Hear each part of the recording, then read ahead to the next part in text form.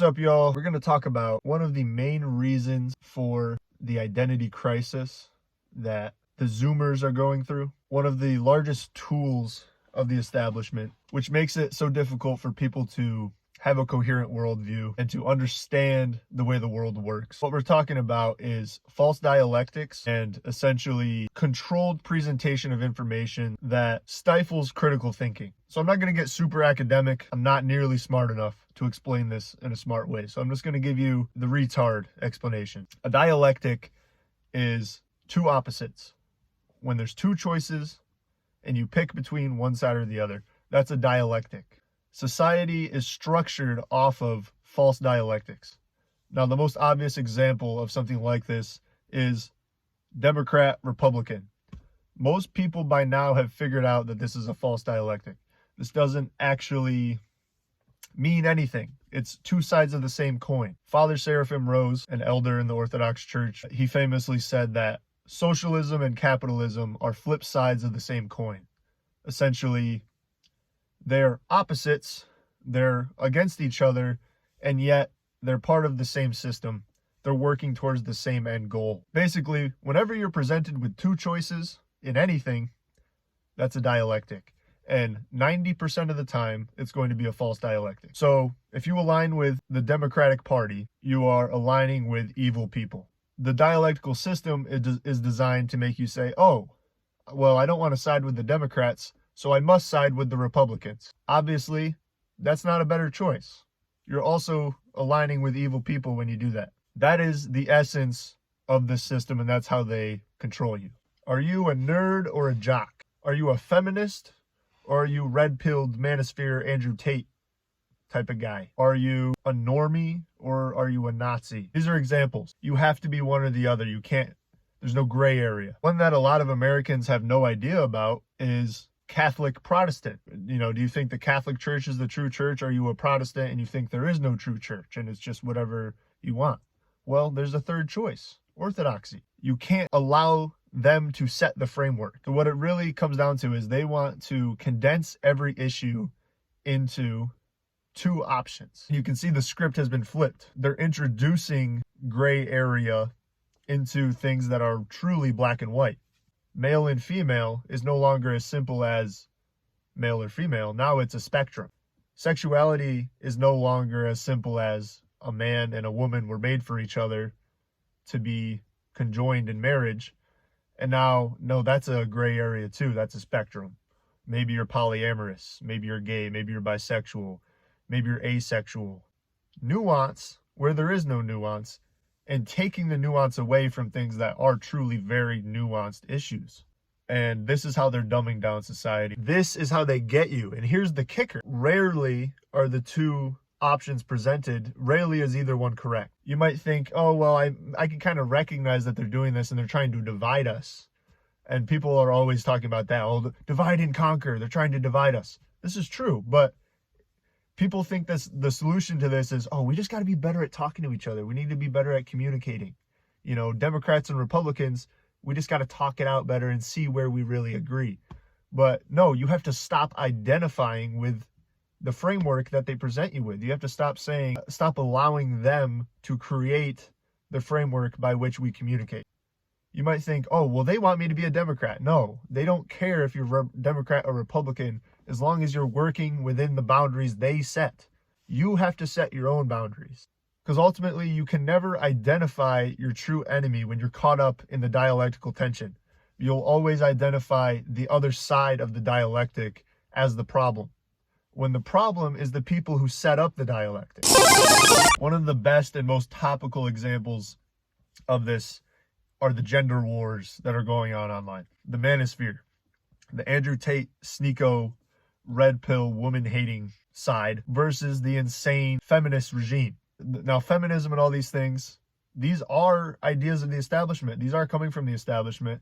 And a lot of the things pushed by the manosphere, the red pill, are true. But they coat that in a lot of bullshit. And ultimately, it's all about fighting the other side. It's not about bringing a full, coherent, truthful worldview. This is where the problem lies. No issue can be accurately boiled down to two positions. This all stems from nihilistic relativism, the presupposition that there is no objective truth, and underlying all of that, the rejection of God as a unifying authoritative figure, which brings order and guidance to civilization.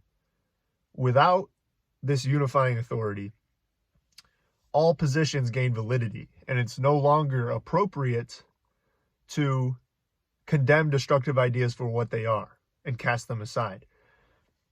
Suddenly, it's an equal playing field. Secularism causes its own demise through the things that it most prides itself on. Your freedoms to choose, your rights, your liberty. These are all tools of the system. These are all ideas rooted in satanic doctrine. Rebellion, pride, taking it all on yourself and being your own governing authority. That's what Satan did. That's what Lucifer did. That's what Satan wants from you, and that's what our system is designed to get out of you. Now, I see how it's kind of confusing when I say you have to create your own framework. You have to stop buying into the system's framework. And then I say taking it all on yourself is satanic. How does that coincide? Ultimately, what I'm calling you toward is submission to Christ and the Orthodox Church. What I'm telling you is that there is an objective truth. It's not black and white. It's not down to a science that can't be simplified into YouTube video fodder. It can't be simplified into TikTok edits. We want all these problems to be easily consumable, but they're not. So yes, it is satanic to want to be your own God and have control over what is right, what is wrong, what is true, what is false.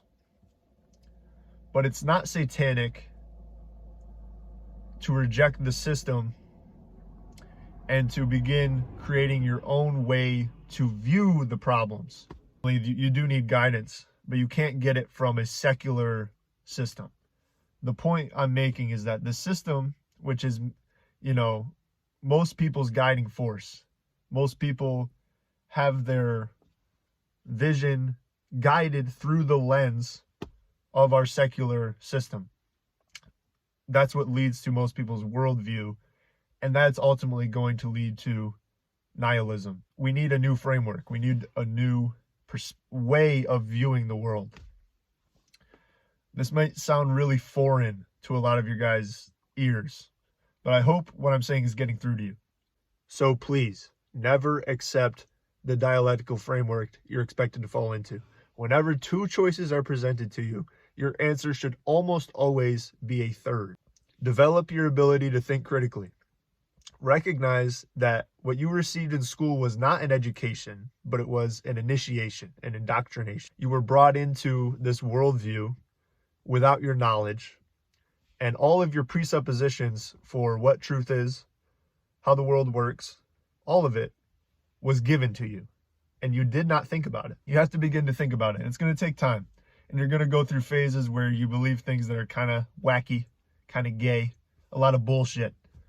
I've been through it. I'm sure I'm still going through it. I'm sure I'm holding positions now that I will change my opinion on later. But what I have is a grounding of objectivity, a system by which to judge truth, a system by which to judge good and bad. That doesn't come from within myself, but it comes from something higher than me. And that's ultimately what you need.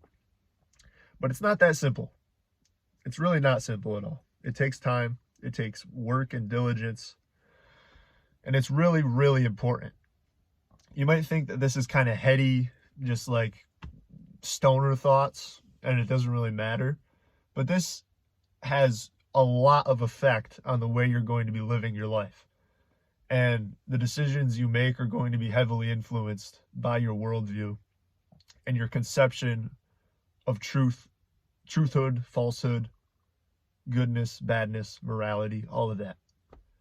You can't be a relativist and be a great man or even a good man. And really, you have to ultimately recognize that no one is a good man except Christ. So I really encourage you guys to start learning, start seeking the truth for yourself, and take back your purpose. You can do good things. You can try to be a good person. You can improve yourself. But ultimately, what's it all for? If you can't answer that question, you have a big problem. What's the purpose of your life? It's not a unanswerable question. It's not, oh, we've been trying to figure it out since the beginning of time and we still don't know. Yes, we do know, but it's within yourself and you have to find it. It's not going to be handed to you. You got to fight for it. There's a reason our slogan is take back your purpose. It's not find your purpose. It's not something light. It's violent. It's fought for. Your purpose is going to be fought for tooth and nail every single day of your life. So do it and stop complaining.